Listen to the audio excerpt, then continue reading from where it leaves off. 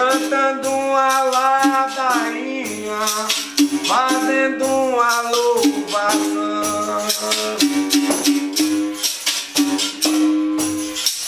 mostrando que a capoeira é muito mais do que um jogo, é também uma missão. Na capoeira eu vivo desta maneira, levantando essa bandeira de cultura popular. E nasceu lá na Bahia, terra de muita magia, de Oxóssi e Oxalá. Berimbau, instrumento de guerreiro, fala para o mundo inteiro que a paz tem que reinar, camaradinho, a quem dê.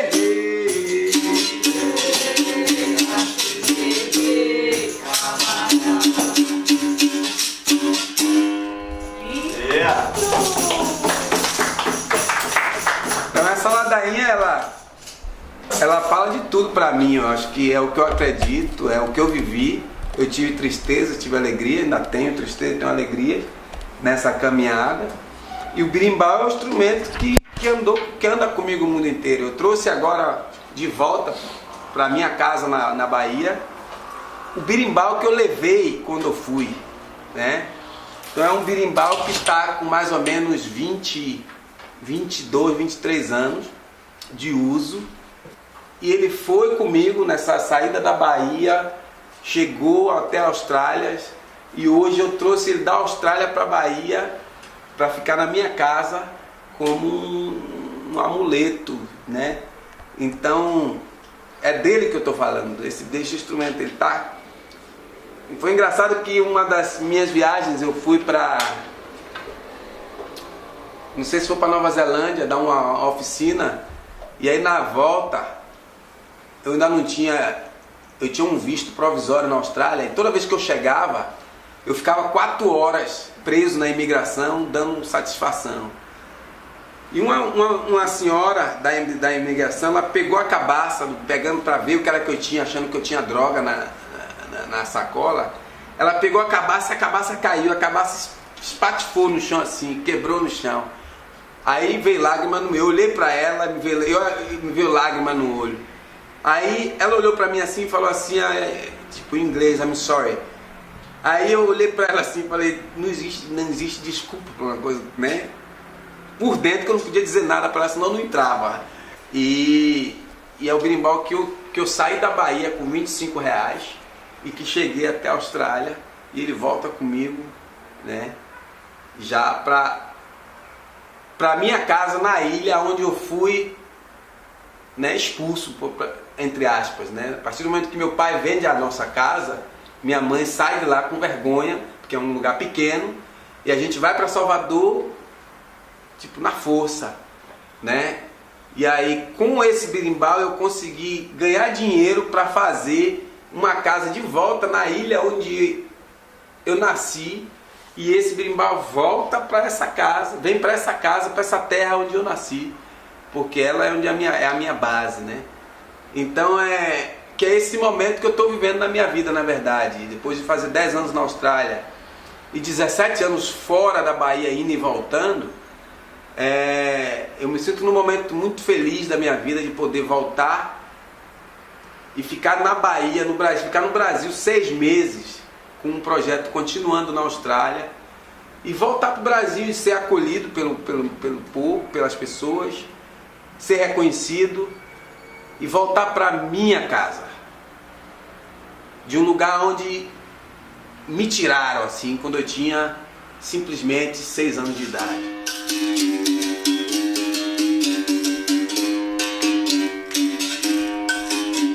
Posso falar meu nome completo? Por favor, já começou. Já. Meu nome completo é Edelson da Silva Miranda. O mais conhecido como? Mais conhecido como Mestre Roxinho. E Roxinho, você nasceu em que lugar e que data? Eu nasci na ilha de Itaparica, na cidade de Mar Grande, Veracruz, que é um município de Itaparica. E eu nasci no dia 1º de novembro de 1969. Como é que é a sua história com a capoeira, assim? Como é que é o primeiro contato que você teve com ela na sua vida? O meu avô, ele na ilha tem o mestre Gesso Quadrado, que é o mestre da capoeira e do samba na ilha de Itaparica. E meu avô tocava samba, o mestre Gesso Quadrado. E aí, em um dos momentos que eu fui na barraca do meu avô para visitar ele ou fazer alguma coisa, tinha uma roda de capoeira na Praça do Duro de Mar Grande. Isso em 70 e alguma coisa, 77, por aí. Você tinha quantos anos então? 7, 8 anos. Por aí. E aí, aí minha mãe era enfermeira e o médico era o Dr. Luiz, o mestre de medicina, que criou um grupo na ilha de Itaparica, em Mar Grande, chamava Meninos da Ilha. E ele dava aula na garagem da casa dele, aonde eu ia levar a roupa que minha mãe lavava para ele. Minha mãe lavava roupa de ganho para o Dr. Luiz. E aí eu ia levar essa roupa lá para a casa dele e pegar a roupa suja. Então lá ele ensinava capoeira, que já era capoeira contemporânea aí, dessa capoeira mais moderna. Eles chamam de regional, é isso? Não é a regional de Bimba, uma contemporânea. Mas eu não comecei capoeira aí. E aí minha mãe, por questões familiares, a gente tem que mudar para Salvador. E lá em Salvador eu comecei a vender cafezinho, eu vendia cafezinho. E eu passava todo dia na porta do mestre Vigílio, na madrugada, com um carrinho de cafezinho puxando. E eu era magrinho e ele via que aquilo era uma coisa mais pesada do que eu. Então ele chegou para o meu irmão e falou para o meu irmão que era para eu ir aprender a profissão de serralheiro em vez de vender cafezinho. Isso eu já tinha 9 anos de idade, mas eu estava com 9 anos. E aí eu fui para a casa do mestre Vigílio para aprender a profissão de serralheiro. E lá, consequentemente, eu tive que treinar capoeira, porque o mestre Vigílio é o mestre da capoeira e o dono da serralheria. Então foi assim que eu comecei a praticar a capoeira de Angola, né? Isso por volta de 1979 para 80. Já estava impregnada em mim a ideia da capoeira, com certeza, porque eu fui muito fácil para a capoeira e o destino me coloca na casa de um mestre de capoeira para aprender uma profissão. Então acho que já estava impregnado ali na minha questão. Meu pai era capoeirista, meu pai de sangue era capoeirista. Mas você não conviveu com ele? Eu convivi com ele por volta de uns 6 anos da minha vida, 6, 7 anos da minha vida. Mas a importância que você deu, parece que foi ali com o serralheiro que você começou mesmo. Exatamente, né? Ali é um marco. Exatamente, ali é o começo da minha história na capoeira. E aí, então, como é que foi assim? Você foi lá para aprender o ofício de serralheiro? O ofício de serralheiro. E aí, ele era mestre de capoeira também. Então, ele falou, então vá para capoeira à noite. Mas você não morava com ele, não? Eu não morava com ele. A história de morar com ele é bem interessante. Porque em 1982, por aí, faltou frango na Bahia. E aí a mulher dele queria comprar frango em quantidade para guardar, porque estava faltando frango, que era um mercado que chamava Antiga Cobal. Naquela época eu morava na casa do meu irmão mais velho, num quartinho pequeno, e lá não tinha cama. Eu dormia num papelão. Como também não tinha comida. Então quando eu trabalhava na oficina, a oficina fechava meio-dia para o almoço. O mestre Vigílio entrava na casa dele pelo fundo da oficina, comia e os outros garotos desciam para a casa deles para comer. Eu fazia que ia para casa, que era no Bom Joá, eu fazia que ia para casa, fazia o retorno no quarteirão e voltava, ficava sentadinho esperando a oficina abrir, porque eu não ia para casa porque lá não tinha comida. Então eu não ia para casa. Um certo dia ele descobriu que eu estava com fome. Aí ele falou, ô Nicinha, bota a comida aí pro neguinho, acho que ele tá com fome, né? Acho que ele não comeu não, foi muito rápido. Então ela me botou comida e viu que eu comi rápido, que era uma coisa que eu estava precisando muito, que eu estava com muita fome. E aí faltou frango. Ele me perguntou: você pode dormir aqui em casa para de manhã ir para a fila da Cobal, para depois Nissinha ir, para ela não ir cedo. Então eu dormi na casa dele e acordei umas 5 horas da manhã para ir para a fila da Cobal. E aí eu dormi na cama. Eu não tinha dormido numa cama. Fazia anos que eu não dormia numa cama, 3, 4 anos. Que a gente já estava em Salvador e eu não dormia numa cama, porque eu dormia num papelão na casa do meu irmão. Né? E aí, o sentimento de dormir na cama me prendeu naquela casa, que eu não fui mais embora. Eu resolvi ficar, né? Assim, aos poucos eu fui ficando. Eu almoçava meio-dia, aí eu dormia lá, ele já tomava café da manhã e fui ficando. Nisso eu fiquei na casa dele até minha vida adulta. Eu saí da casa dele com 20 e poucos anos. Tá, mas aí o seu trabalho era o quê? Era serralheiro? Serralheiro, do lado da casa dele. Você ajudava ele? Eu aprendi a profissão de serralheiro, me tornei um serralheiro até que eu acho muito bom. Você começou ali com o mestre Vigílio, né? Da Fazenda Grande. Como é que foi assim para você, assim, a primeira, você entrou ali na capoeira, o que você sentiu a primeira vez? Como é que foi a tua impressão da coisa?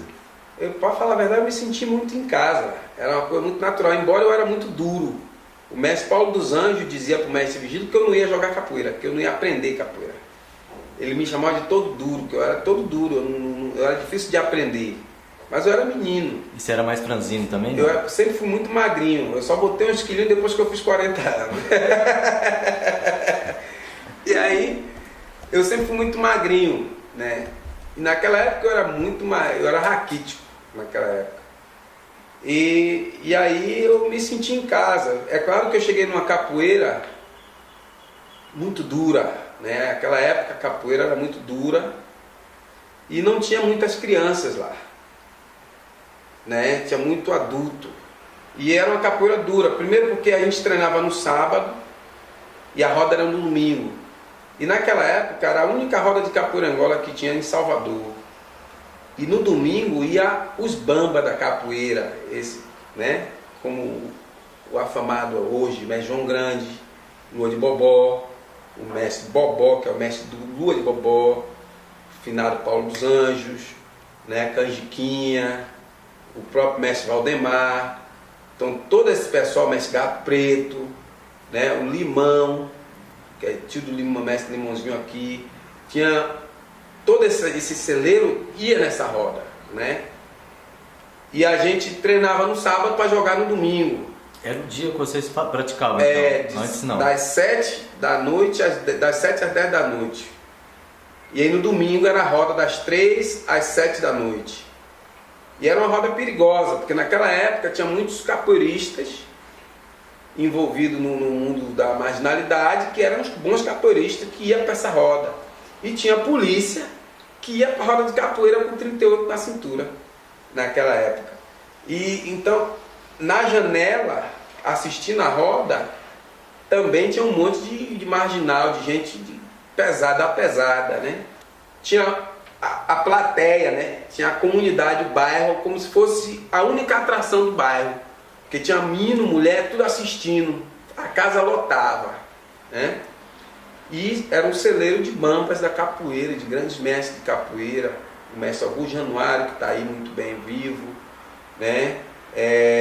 O mestre Lua de Bobó, que também está aí muito bem vivo, né? E esses finados que eu falei, o mestre Diogo, que para mim era um dos grandes dessa roda, né? O mestre Caissara, os filhos do mestre Caissara, que também eram grandes capoeiristas na época, né? O próprio mestre João Pequeno, que também é afinado, né? Muita gente boa, muita gente grande da capoeira passou por essa roda, mestre Curió, e eu cresci nesse meio, eu cresci nesse celeiro de grandes mestres, né? Onde a gente tinha um momento no domingo que eu tinha medo, né? No domingo, quando chegava no domingo, eu tinha medo. Primeiro que era um lance interessante que o mestre fazia. De manhã ele me mandava tirar o arame do berimbau. Eu ia tirar o arame do pneu para preparar o berimbau para a roda no fim da tarde. Isso no domingo. Então eu já não tinha praia, a praia já era cortada ali. Então era um ritual. Era um ritual muito interessante. E aí a gente almoçava, aí descansava um pouco, e aí 3 horas a gente seguia, né? Eu ia na frente, o filho dele, o Wildes, que é mestre também de capoeira, o mestre Wildes, grande capoeirista também, que ia na frente, a gente ia para abrir e varrer o espaço e preparar o instrumento. Então eu já aprendi a lidar com berimbau, com essas coisas, tudo garoto já, porque o mestre ensinava tudo. Porque a gente chegava primeiro para cuidar do instrumento, para aí depois ele chegava para a roda, né? Por que trocava o arame? Cada vez trocava? O arame quebra, né? O arame quebra, ele parte. Então, toda vez que ele parte, ele tinha que ser trocado. Naquela época... Então já prevenia isso e botava um novo. Outro arame já ficava na reserva. Ah, na reserva. Hoje, a gente arma 6 berimbau ou 9 berimbau na roda de capoeira. Quebrou, já bota um outro. Naquela época, o berimbau quebrava, o mestre Vigílio continuava fazendo o som do berimbau na boca, até armar o berimbau de novo. Tá? Então, agora eu quero saber essa parte dos instrumentos, assim, como é que você começou a tocar, como é que você começou a fazer, ele te ensinou ou você pediu? Como é que foi? Na verdade, os instrumentos, a tocar o mestre Vigílio me ensinou, né? Ele dava baquetada na perna quando você errava, né? Então ele me ensinou a tocar os instrumentos, berimbau, pandeira, gogô, reco, tabaco, cantar.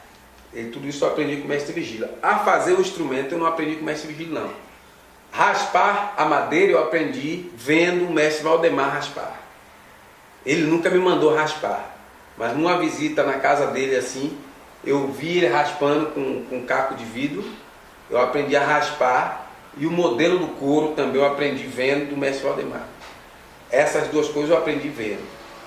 E aí depois eu fui tentar eu mesmo fazer o berimbau, e aí eu fui aprendendo berimbau. Mas depois, por volta de 1988, 89, eu aprendi a fazer berimbau direito mesmo com o mestre Lua de Bobó. Tá, a madeira era sempre a mesma? Sempre. Na verdade eu aprendi a fazer com várias madeiras, né? Mas eu mesmo gosto da biriba. Mas tem o araçá, que é bom. Araçá, né? aquela fruta? Araçá, a madeira do araçá. Tá, eu sei, mas é aquela frutinha amarela. Exatamente. Assim? Né? Tem o próprio guatambu, que a natureza usa, é bom. Tem a taipoca, que não é tão bom, mas serve, é leve. Né? Tem o nó de macaco, também é uma madeira boa para fazer berimbau. Né? Tem várias madeiras boas para fazer berimbau. Tá, vamos voltar lá para trás. Quando o mestre Vigílio te convidou para fazer capoeira, como é que ele começou a ensinar você sozinho ou no meio de todo mundo? Ele me levou para capoeira, onde ele já tinha vários alunos adultos, grandes. Né? Ele me levou para essa capoeira onde já estava gente treinando. Eu fui treinar no meio dos adultos. Ele te considerou como um adulto, então, vamos dizer? Não sei se ele me considerou como um adulto, não. Eu acho que ele olhou e viu que minha vida precisava ter algo, né? Eu venho de uma família muito pobre, né? E morava num bairro muito pobre. E ele passou a ser a figura de homem de referência para mim. Então ele acreditava que o bom para mim seria jogar capoeira, e ele me levou para capoeira, onde ele ensinava capoeira, né? E aí, depois que você se formou ali no mestre Vigílio, com 20 e quantos anos que você falou que... Eu saí da casa do mestre Vigílio, eu saí de lá com 26 anos, 24, 25 anos. Por que você saiu? Eu saí porque eu fui atrás de mulher, né? E já era um homem formado. E eu via que eu tinha que procurar o meu canto, eu fui procurar, eu estava namorando, né? E então eu fui buscar a minha vida, né? Mas continuou trabalhando com ele? Continuei trabalhando com ele, depois eu abri minha própria serralheria, né? E aí vi que na verdade o que eu queria não era a serralheria, que era viver de capoeira. Então eu abri a minha serralheria, trabalhava das 7 da manhã às 3 da tarde, e das 3 da tarde eu ia dar aula de capoeira de graça para criança e para idoso. Onde? No Parque da Cidade, em Salvador, ao ar livre. Lá começou um projeto social que eu tenho hoje, que está na Austrália. Então conta essa história. Tá. Então, aí eu com essa serralheria, eu botei uma serralheria em Brotas. E aí eu fazia grades e eu via que era o seguinte, trabalhava muito, ganhava-se muito pouco, tinha um pouco reconhecimento. Então eu queria algo diferente. E a capoeira sempre era para mim algo muito forte na minha vida, sempre foi muito forte. Então, como a capoeira foi a minha formação, eu já tinha percebido ali que a capoeira era a minha formação como pessoa, eu queria transmitir isso para alguém, né? Então eu comecei ensinando um garoto que veio trabalhar comigo, porque eu segui um pouco a filosofia do mestre Vigílio, né? Ele ensinava crianças a ser serralheiro. Quando eu abri minha serralheria, eu trouxe criança para ensinar. E aí tinha um garoto chamado Carlinhos, que eu, além de ensinar a serralheria, eu ensinei a ele a capoeira. Você repetiu o mestre Vigílio? Exatamente. E aí dali, como era em Brotas, muito próximo do Parque da Cidade, então eu ia para o Parque da Cidade, que é muito próximo de um bairro muito perigoso, que é o Santa Cruz, nordeste de Amaralina, onde eu tinha minha avó. E o bairro de Santa Cruz, ali no nordeste de Amaralina, Mestre Bimba, a história do Mestre Bimba está lá, que ele é de lá, e Santa Cruz, o Mestre Cobrinha Verde. E aí eu comecei a dar aula para uns idosos no Parque da Cidade. De capoeira? De capoeira. Que eu via que eles ficavam andando no parque.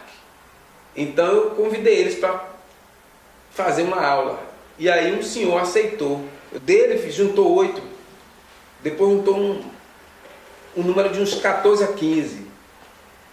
Aí eu decidi não só trabalhar com idoso, trabalhar com criança também. Aí eu comecei a dar aula de criança, as crianças que ficavam no parque ali, a gente ficava brincando de capoeira ali. E aí eu conheci um espaço que era lá na Perovaz, que uma escola cedeu para mim dar aula. Então eu fui dar aula lá na Perovaz. Comecei a dar aula para criança já num espaço fechado. Tudo de graça? Tudo de graça. Nunca cobrei a criança. Mas por que te movia a fazer isso de graça? Talvez o que me construiu, né? Porque eu aprendi de graça. Eu aprendi a profissão de graça. Eu aprendi a capoeira de graça. E naturalmente aquilo me deu capacidade de perceber que eu tinha que também transmitir isso, né? E me constituiu essa ideia de que a capoeira é um movimento social e que você tem que realmente transmitir a informação para o outro, independente de se tem o dinheiro no meio ou não. E aí eu criei essa filosofia para mim desde lá e continuei. Então eu fui para a Baixa de Quinta, onde aí eu instituí um projeto na Baixa de Quintas, que chamava Projeto Herê Menino Vem Gingar, né? Que Herê é criança, né? E aí continuei com esse projeto, ele foi crescendo, e da Baixa de Quinta eu fui para uma cidade do interior da Bahia com esse projeto, a Caculé, trabalhar em Caculé. Em Caculé eu fui a convite do prefeito da cidade, na época. Esses projetos eram formais assim ou era conversa com as pessoas e ia acontecendo? O de Caculé foi meio formal. E os anteriores não? Os anteriores não. O de Caculé foi a primeira formalidade que eu tive no meu projeto, porque foi o convite do prefeito, que viu que o projeto estava funcionando em Salvador, e me convidou para ir para a cidade dele, onde ele era o prefeito, para dar aula para as crianças lá. Então eu fui. E dei aula nessa cidade, e fui trabalhar numa roça dentro dessa cidade, numa fazenda que chama Tapera. Na roça agrícola? Agrícola. Não tinha energia elétrica. Eu dava aula à tarde para eles. Eles trabalhavam na roça e vinham para aula de capoeira num espaço que chamava o prédio, que era onde é a escola. Tá, mas aí você largou seu trabalho de serralheiro, não? Larguei totalmente o trabalho de serralheiro. Então eles estavam te remunerando para fazer isso? Então, essa que é a parte interessante. Na cidade de Caculé, eu ganhava muito pouco pela prefeitura, que durou 6 meses. Na roça, nessa fazenda, eles me davam saco de farinha, saco de feijão, saco de milho, porque era o que eles produziam, né? E lá, uma coisa interessante, que tinha um senhor chamado Seu Antônio, que ele tinha 63 anos. Ele tinha 63 anos e ele começou capoeira com 63 anos. Eu botei o nome dele Sessentinha. Ele andava 4 quilômetros para vir para capoeira e 4 quilômetros para voltar para casa. E aí eu fiquei nessa fazenda... Depois do trabalho dele ainda? Depois da roça. Eu fiquei nessa fazenda por 6 meses. E aí, um rapaz que treinava comigo nessa fazenda falou para mim que ele cortava cana numa cidade chamada Lins, interior de São Paulo. E que eu podia me dar bem em Lins pelo aquilo que eu fazia em Caculé. Eu juntei R$26 e saí viajando da Bahia até São Paulo, parando, oferecendo aula de capoeira de uma cidade a outra, para juntar dinheiro para viajar, para chegar até São Paulo e para chegar até a cidade de Lins, que eu nem sabia onde era. Eu cheguei em Lins 11 horas da noite, por volta de 11 horas da noite, na rodoviária. Eu não sabia nada da cidade, não conhecia ninguém na cidade. E uma mulher prostituta me chamou assim e falou: Baiano, eu sei que você veio para trabalhar e eu vou te levar para um lugar para você ficar, Baiano. Agora você não se envolva com nada errado lá, Baiano. Não se envolva com nada errado lá, que é um lugar onde a gente usa para levar os nossos clientes. Eu não conhecia essa mulher. Ela apareceu do nada. Eu tenho para mim que era algo espiritual mesmo, que essa mulher estava ali para tomar conta de mim. E aí ela me levou nesse hotel, com o dinheiro que eu vinha arrecadando na viagem, parando. Eu paguei um mês para ficar nesse hotel. Fiquei nesse hotel e lá eu fui apresentando o projeto e lá o meu projeto ganhou corpo. Eu consegui trabalhar com a prefeitura da cidade, em todas as escolas, o projeto ganhou corpo. Dali eu comecei a viajar para o exterior e aí deu onde eu estou hoje, que é a Austrália, já há 10 anos, trabalhando com refugiados, em um projeto social. Uhum. Tá, e como é que foi esse processo? Você resumiu aí, né? Você chegou ali a morar no hotel. Sim. E de repente você já estava difundindo seu projeto e chegou na Austrália, né? Sim. Teve alguma coisa aí, você não está deixando de contar não para nós? Deve ter muita, né? Tem muita coisa, né? Na verdade, dá um livro. Bom tempo, Mas escuta, assim, você chegou baiano, né? Sim. Chegou em São Paulo, a cultura é completamente diferente. Completamente diferente. Como é que você sentiu assim? Ensinar capoeira na Bahia deve ser diferente de ensinar em São Paulo. Sim. Fale sobre essa diferença. Olha, teve uma série de dificuldades que eu vivenciei, que estava ali impregnado no meu dia a dia naturalmente, porque eu era negro, eu trazia uma outra história, eu trazia toda uma história de negro, de resistência mesmo, e eu sempre fui uma pessoa muito impregnada na tradição e de resistência. E eu tive vários conflitos, né? Vários desentendimentos dentro da cidade, que fez parte no meu crescimento, na construção do trabalho que eu consegui fazer na cidade. E que você chegava no lugar, você falava o quê? Então, o Projeto Bantu, hoje que era o Projeto Ere Menino Vem Gingar, que hoje chama Projeto Bantu. Antes você conservou o nome da Bahia. Isso. Bantu é africano, né? Sim. Não, mas esse Ere Menino Vem Gingar. Quando você estava na Bahia era esse nome, mas quando nome. Em São Paulo você se apresentava como... Ele já chegou em São Paulo e durou acho que um mês. Com esse nome. Com esse nome. Né? E aí, o projeto era escrito em uma página. Ele tinha uma página escrita.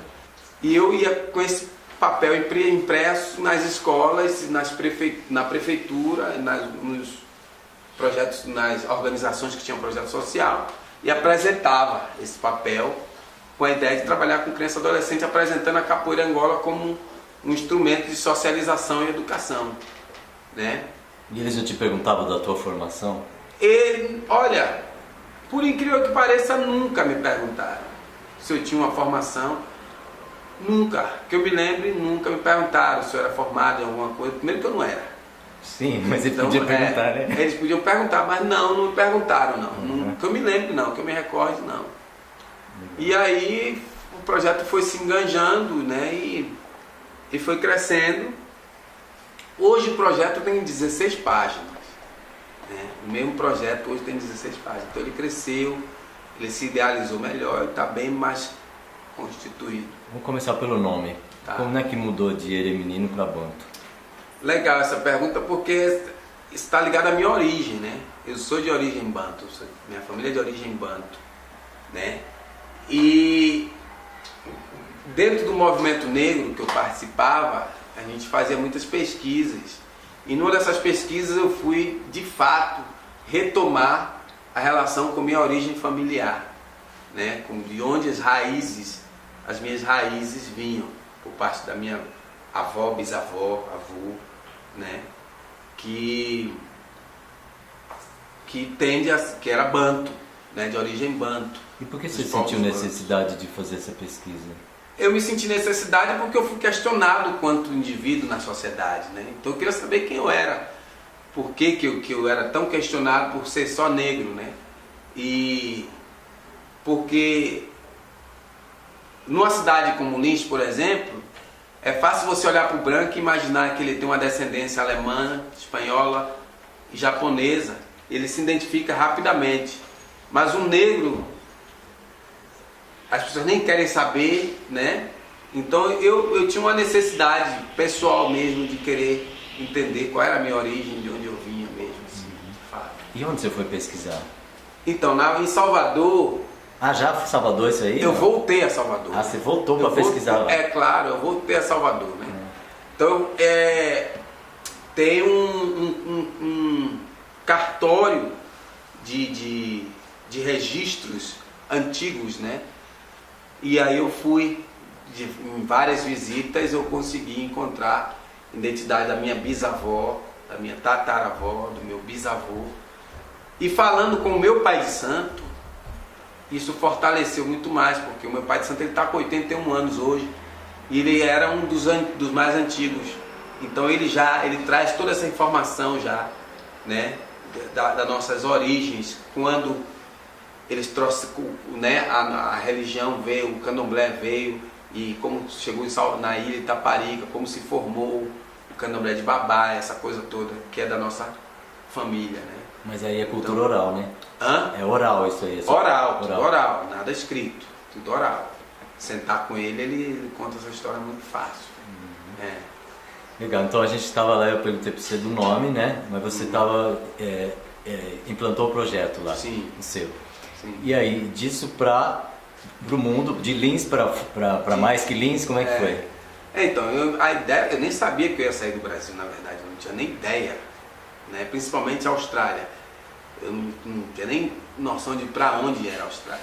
Eu jamais tive pretensão de sair do Brasil. Né? As coisas foram acontecendo, né? O projeto ele foi dando certo, as pessoas foram me vendo e me convidando, me convidando. E nessas idas e vindas eu tive um convite de ficar na Austrália, né? E aí uma das condições que eu impus em ficar na Austrália era que eu tinha que fazer um trabalho com crianças e adolescentes. E tinha uma senhora, uma moça que é sul-africana, que trabalhava com refugiados. Então ela me disse: você quer trabalhar com criança? Eu tenho um projeto que eu trabalho com refugiados. Então eu falei: é ideal, porque... E ela me apresentou uma organização, e aí eles me perguntaram o que era que eu tinha para apresentar para eles por refugiados. E eu falei que a capoeira era um instrumento de socialização e educação, que com certeza ia capacitar os refugiados, etc. Então eles pediram para eu dar uma aula para os psicólogos, os terapeutas, para os conselheiros. Primeiro eles vivenciar, para ver se era de fato aquilo, se eu tinha uma pedagogia interessante. Então eu fiz uma aula para eles. Após a aula deles, após um mês, eles me convidaram dizendo que gostou da ideia do projeto, e implementamos o projeto, e eu estou lá até hoje. Na prática, né? Coisa mais técnica lá na Austrália, o que você faz? Ensino capoeira. Ensina capoeira, mas tem uma pedagogia, não tem? Tem toda uma pedagogia por trás, Até porque os alunos são refugiados. São refugiados e outra, eu uso a capoeira como uma ferramenta. Tem garotos que eles têm 2 anos, 3 anos dentro do projeto, mas eles não jogam uma boa capoeira, mas ele se comporta melhor, ele consegue sentar na carteira da escola e prestar atenção mais na aula da escola. Quando eu conheci ele, quando ele entrou no projeto, ele não conseguia sentar por 10 minutos. Então eu preparo ele para voltar para a escola e se educar. A condição dele ser capoeirista, isso é uma consequência, né? Tem garotos que se dedicam, que querem ser capoeirista, mas é uma consequência, não é o meu carro-chefe como visão, né, de fazer capoeirista. Eu costumo dizer que, né, a aula que eu dou à noite para adulto não é a mesma aula que eu dou para uma criança, né? Porque o adulto ele vem atrás de mim para querer ser capoeirista. A criança, eu vou atrás dele para tentar capacitar ele de condições adversas que ele tem no dia a dia dele. Como, por exemplo, o refugiado que é uma vítima de tortura e trauma, no qual ele está acuado, ele já não confia mais em ninguém, ele não credibilita a ninguém um crédito de confiança. Então, com a capoeira, eu capacito ele para que ele volte a se relacionar, a se socializar e crie ferramentas próprias de sobrevivência na sociedade. Se ele vai ser um capoeirista, a Deus dará.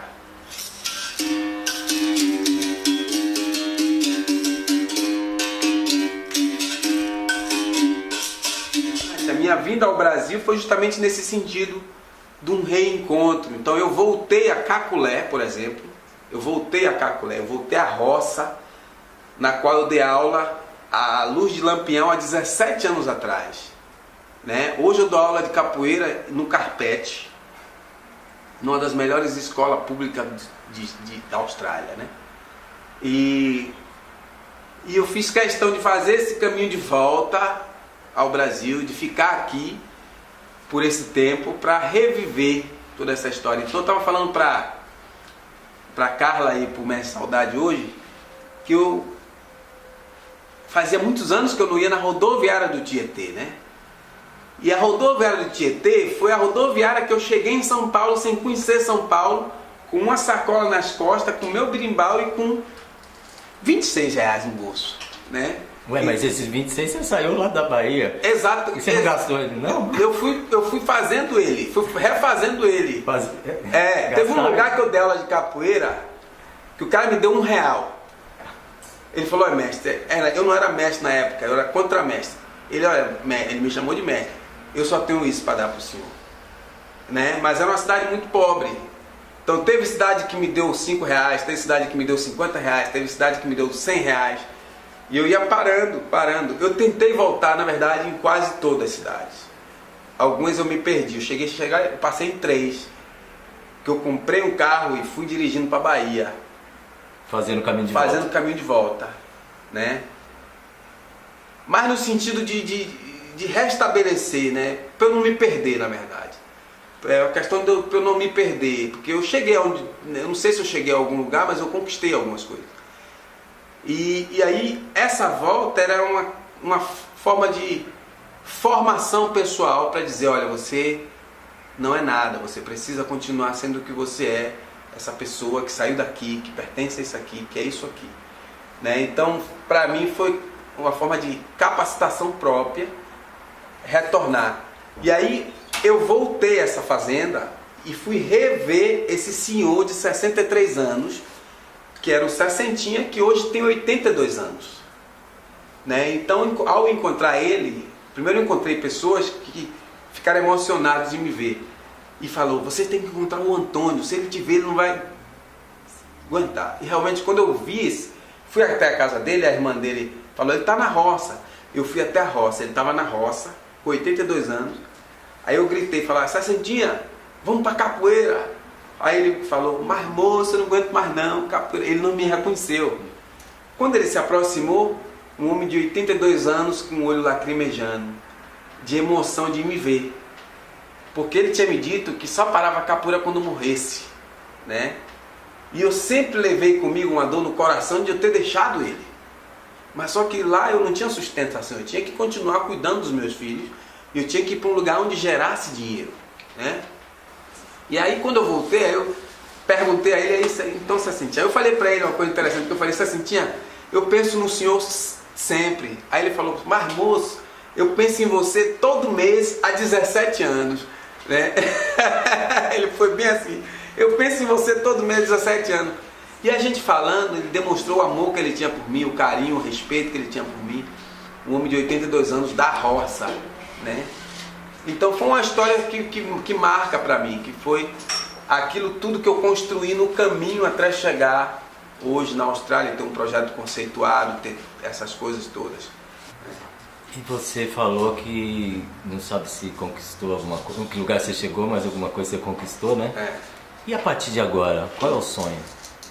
Olha, o meu sonho nesse momento, eu continuo com os sonhos que me tirou da Bahia, que foi dar vida melhor para os meus filhos, para minha família. Isso, eles vivem numa vida boa, mas eu espero que eles melhorem, né? Terminem a faculdade que começaram, que essa é a primeira parte do meu sonho de continuar.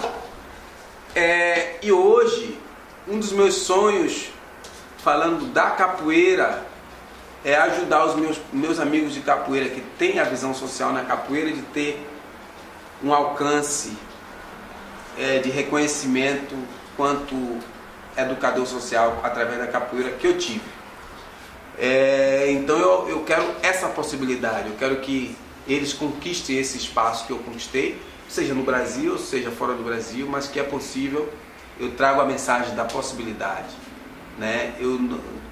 Não foi com mensalidade de aluno que me fez o que eu sou hoje, foi com um projeto social honesto, um trabalho sério. Não mudei as regras da tradição da capoeira, pelo contrário, resgatei muitas delas dentro do trabalho social, porque é essas formas tradicionais que forma o indivíduo, não é essa modernidade que forma o indivíduo.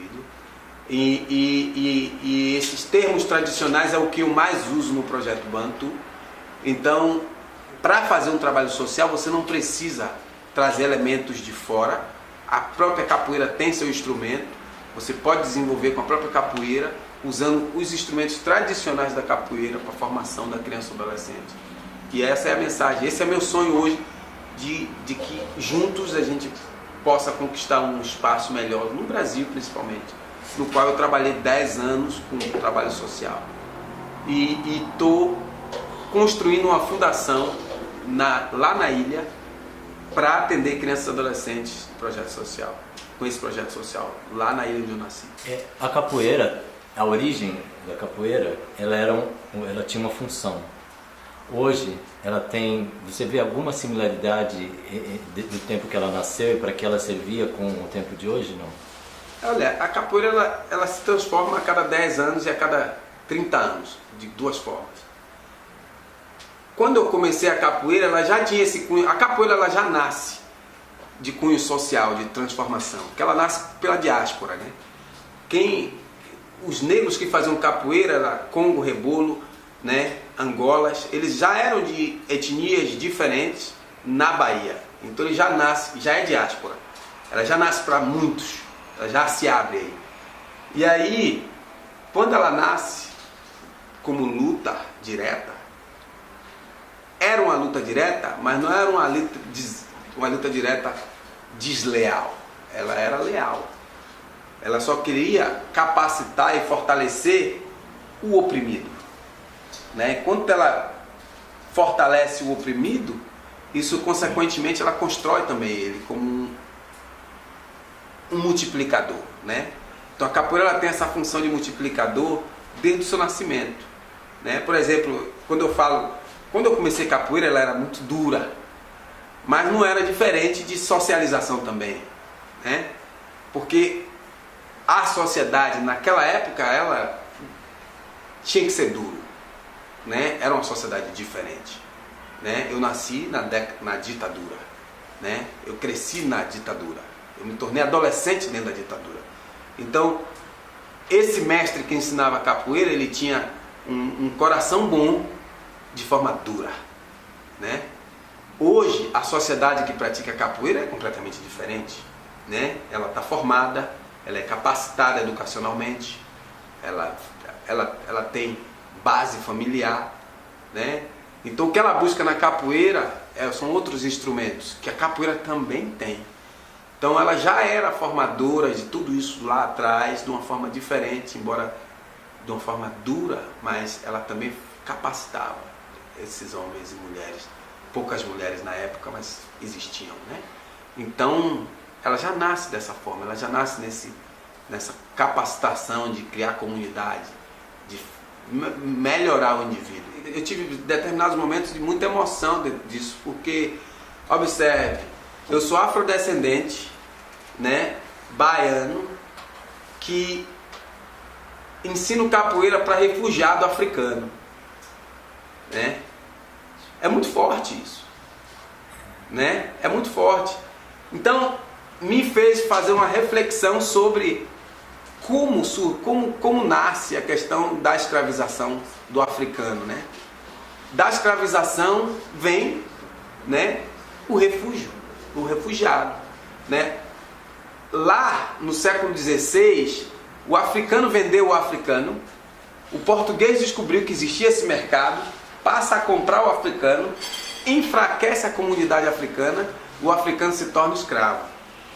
Hoje, o africano entra em conflito com o africano, enfraquece a comunidade e o africano se torna refugiado. Ou seja, a história se repete. A história se repete, né? O africano sai da África, vem para o Brasil, traz suas vertentes culturais, desenvolve a capoeira no Brasil, né? Produz esse instrumento forte culturalmente no Brasil, que fortalece toda uma sociedade, independente da sua etnia, e ela reencontra jovens africanos refugiados na África, de novo para ser fortalecido com a capoeira. Né? É muito forte. Encontra na África não, na Austrália. Na Austrália, desculpa, na Austrália. É muito forte, né? Então, teve vários momentos que eu dou para eles falarem da história deles. Tem garotos que não conviveram, que não tiveram vivências culturais nas tribos deles, na região dele, mas tem garotos que viveram, né? Então, por exemplo, teve um deles que eu, nessa pesquisa minha para fazer o meu livro, o livro que eu escrevi, ele disse que lá eles cantavam Paranaê no Congo, na tribo, ele cantava Paranaê, né, no Congo, entendeu? Então, assim, ele não completava a palavra Paranaê, mas tinha a currutela do Paranaê já lá no Congo. Mas isso veio do Brasil? Foi do Brasil para lá?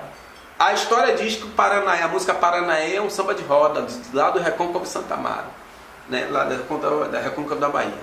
Então veja bem, olhe a relação, a raiz que tem tudo isso. Aí, em momentos da roda, né, o entrar e sair do pé do berimbau, né, eles tinham danças que faziam isso. Ficavam agachados no pé do berimbau, do tambor, e saíam trocando como se fosse troca negativa até o meio da roda, né? Então, é um reencontro de uma outra concepção de prática africana que eles tiveram, né? E que reencontra essa vertente de raiz que é da capoeira, que vem lá da África, né? Então isso é muito forte, é muito interessante, né? Então essa possibilidade que a capoeira dá de reencontrar, chama daquilo que eu sempre disse, que a capoeira é um espírito vivo, né? Que não precisa de passaporte para viajar, por isso ela está no mundo inteiro, né? Então você quer tocar mais alguma coisa que você gostaria? Você quer falar alguma coisa?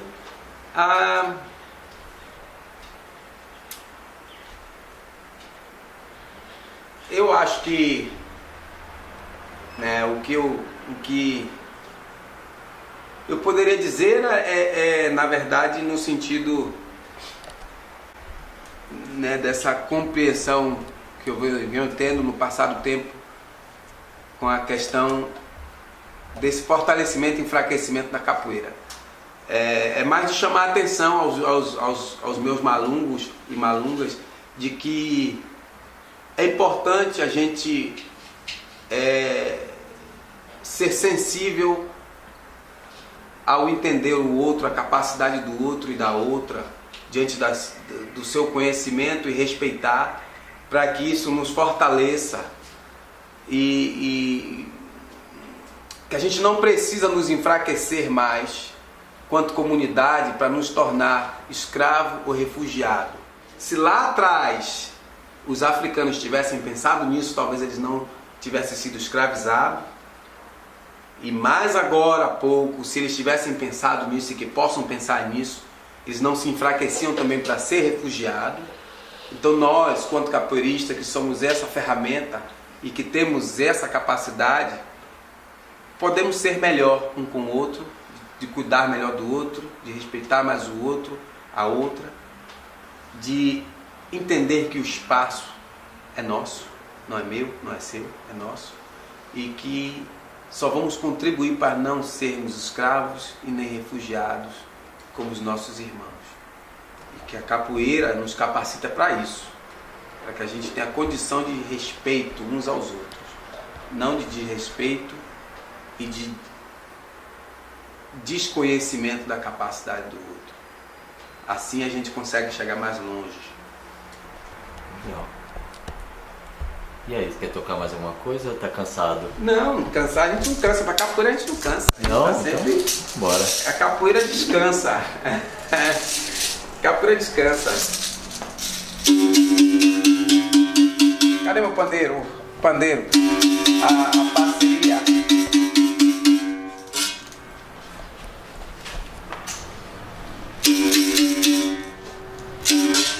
Uma música minha, um corrido meu de infância também.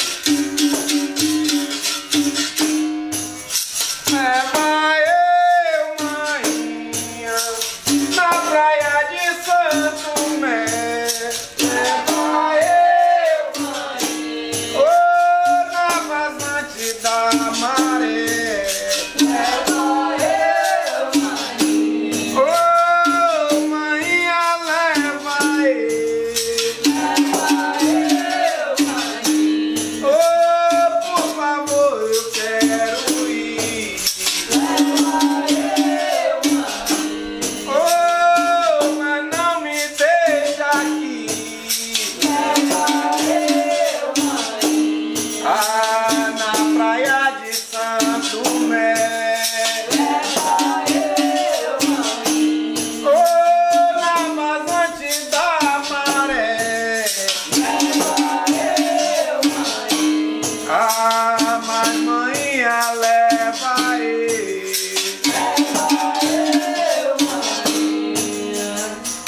Tem uma música que essa é a mensagem dessa, para passar a mensagem para os capoeiristas, que é mais ou menos o que eu falei agora há pouco, mas como uma filosofia de pensamento, que é falando da relação do remador, né? Para entender para que lado o vento tá, né? Para ele entender de que o vento não está só para o lado dele, que o vento está para todos.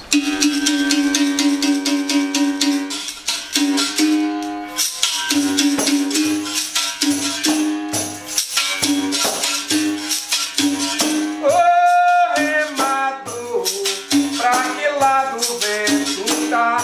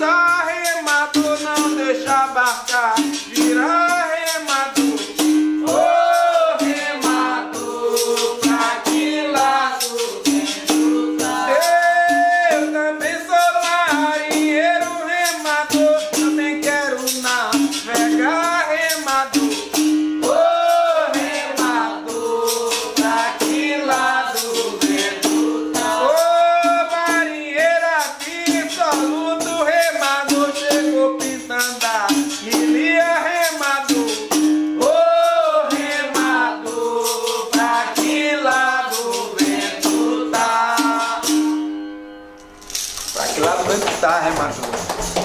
Lindo. Muito obrigado, muito obrigado. Eu agradeço pela também. oportunidade. Puxa vida. Eu espero que gostem. Não, vai. Com Tá ótimo. certeza. Tá muito bom. Valeu, obrigado. Que massa. Levanta mais a cortina pra ter mais luz.